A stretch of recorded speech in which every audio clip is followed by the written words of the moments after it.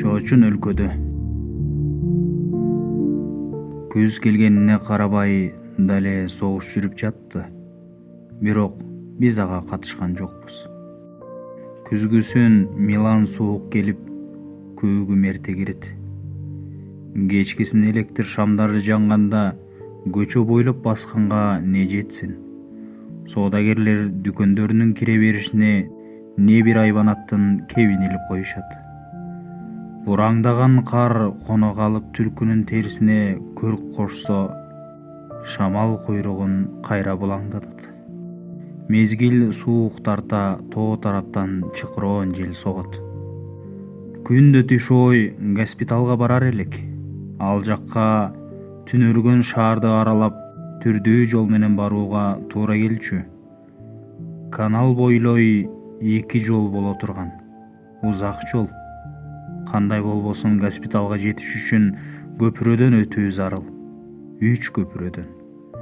Биринде бир аял жер жаңа кууруп сатчу. Жер жаңа калганча жыгач көмүрдүн ысыгына туруп жылынып алса болот. Чөнтөккө түшкөн төө бурчак бир далайга чейин жан жыргаткан жылуулугун жоготпой турат. Госпиталдын бир жагынан кирип, короодон өтүп, башка тарабынан чыгып кетсе болот. Короодон башталган аза күтүү зыйнаты адаттагы көрүнүш. Карт госпиталдын ары жагында кирпичтен салынган жаңы имарат боло турган. Ал жерден күндө жолугуп, үмүт отун жандырган шайманга отуруп, жылыш болуп атканынан бири-бирибизден астыртан кабар алып турчубуз. Дарыгер мен отурган шайманга жакын келип сурады. Согушка чейин эмнеге кызыкчу элеңиз?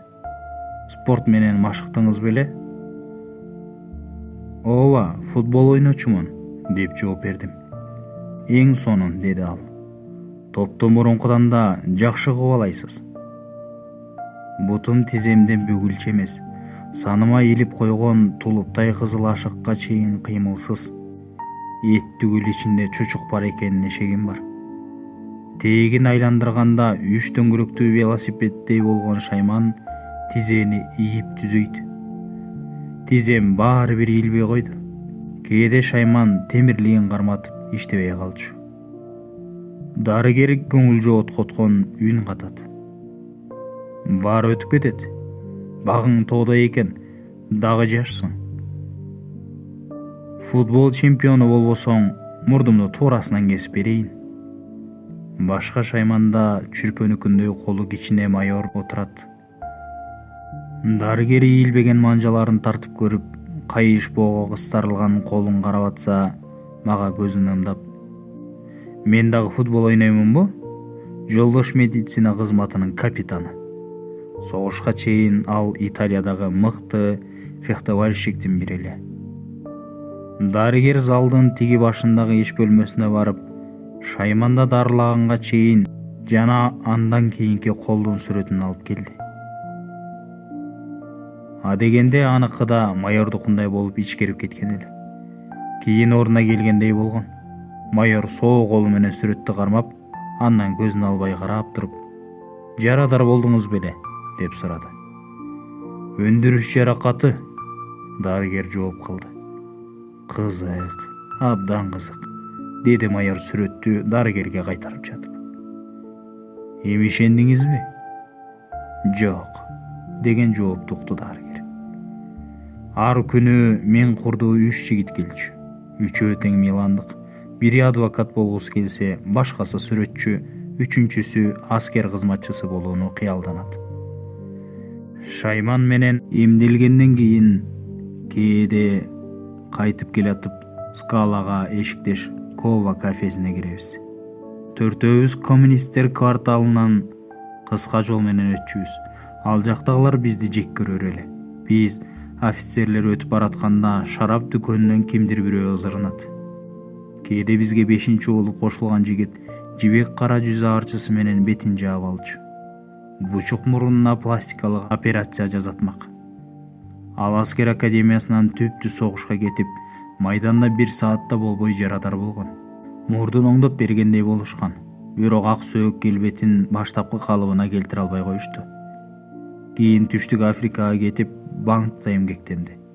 Ал учурда кимибизди эмне күтүп турганын ким билиптир. Согуш уланат болгон ага катыша албасыбызды гана билчүбүз.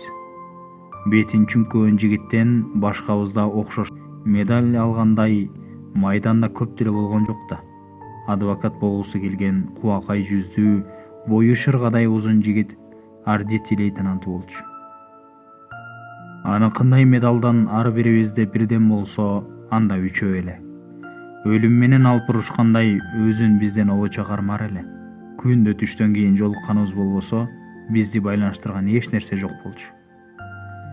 Шарап дүкөндөрүнөн ыр күүгө аралаш чыккан жарыкты эш кылып, түн жамына ушул кооптуу чөлкөмдү аралай Ковага келебиз.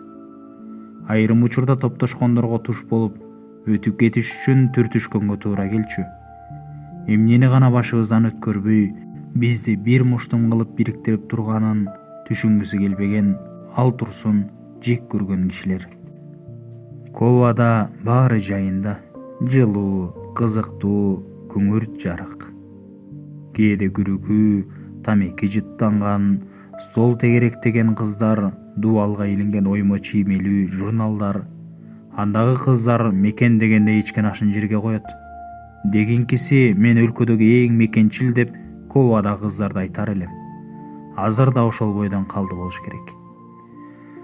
Адегенде жигиттер медалдарыма кызыгуу менен карашып, кайсы эрдигим үчүн алганымды сурашат.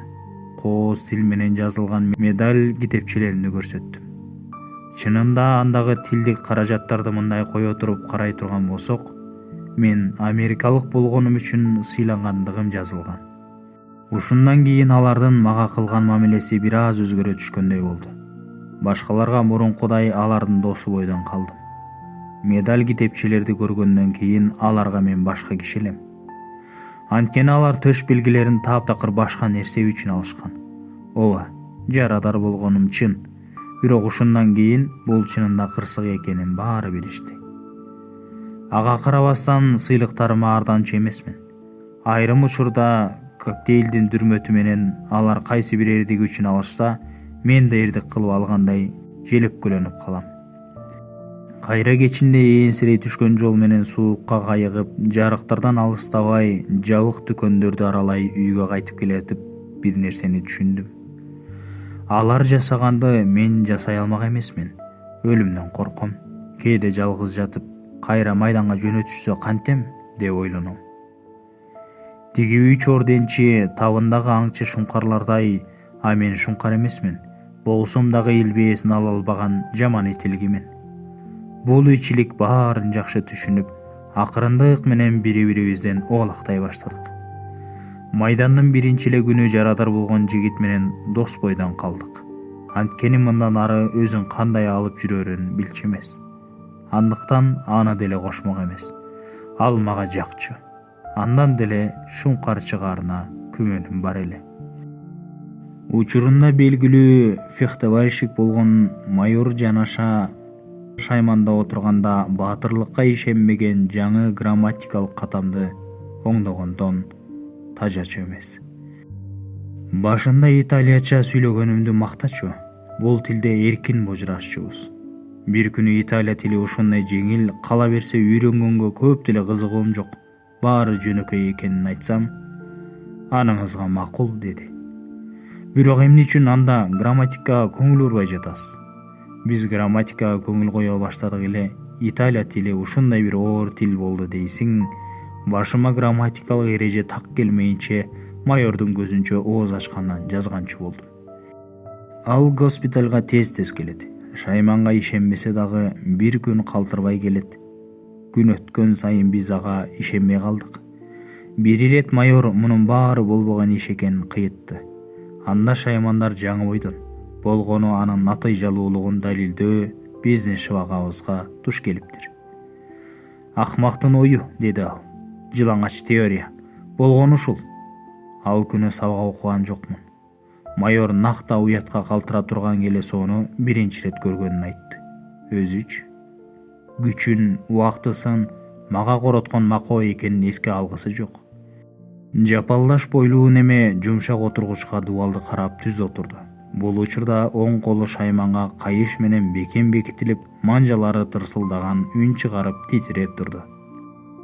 «Согуш бүтсө эмне кыласыз? Эгер бүтсө?» деп менден сурады. «Грамматиканы сактап сүйлөңүз». «Штатка кайтам». «Үй бүлөңүз барбы?»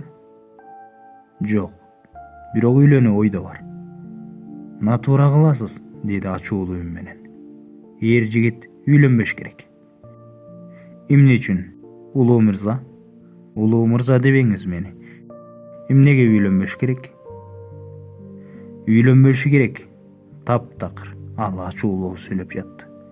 «Эгер ага баарын жоготууга туура келсе, жогото турган орунга өзүн да койбоого тийиш. Жогото турган орунга өзүн кошпошу керек. Ал жоготпой турган нерсени табуусу зарыл». Ал алдына түптүз карап кызуулана, ачууланып сүйлөп жатты. «Бирок эмне үчүн муну сөзсүз жоготууга тийиш?» «Жоготот. Жоготкондо да кандай жоготот?» деди дубалды тешетиктегенин жазбаган майор. Анан ал шайманга көз жүгүртүп, чүрүшкөн колун андан сууруп алып санына катуу чапты. «Жоготот!» Үнү дээрлик катуу чыкты. «Менден талашпаңыз. Шаймандарды иштеткен кызматкерди чакырып, Кудай аткан могул темириңерди өчүргүлөчү». Ал укалап дарылаган жарык бөлмөгө кетти. Дарыгерден телефон сураганын угуп калдым. Эшикти жаап салды. Бир аз убакыттан кийин башка шайманда отурсам келип калды. Суу өткөрбөгөн кемсел менен баш кийим кийип алыптыр. Түз эле мага келип колун ийниме койду. «Кечирип коюңуз», деди сол кол менен ийнимди сылагылап. «Катуу кетип калдым окшойт. Жубайым жакында эле өтүп кеткен. Кечириңиз мени». Оозумдан ушул сөз чыгыптыр. Арты кайрылуу болсун. Астыңкы эрдин кесе тиштеп отурду. «Кыйын, деди ал. Өзүмө келе албай атам». Ал көзүн менден ала терезени карап турду. Көзүнөн жаш кетти. «Азасын көтөрө албай жатам», деп соолуктай баштады. Ыйлаганынан жазбай, эч жакты карабастан, сөөлөтүн бузбай, бетин жашка жууй, эрдин тиштеген бойдон шаймандан өтүп эшикке чыгып кетти.